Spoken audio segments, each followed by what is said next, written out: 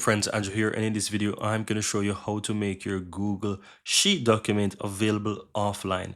So once you're inside Google Sheets, you want to find that document that you want to make available offline. Let's take this version here of this annual budget Olo version. So you can click on that document, and once you have it open, you can click on the word file here, the option file on the upper left hand side.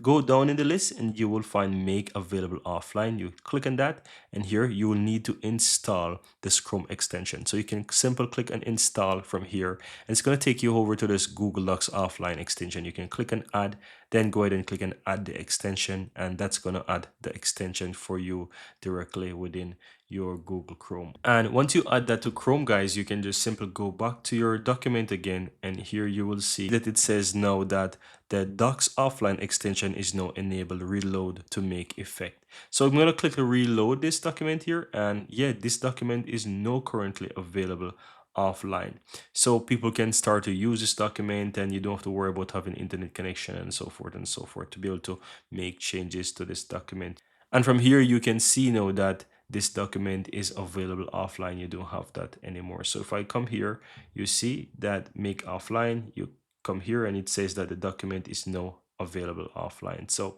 that's it, guys. You can work on your document whenever you want by having that feature enabled.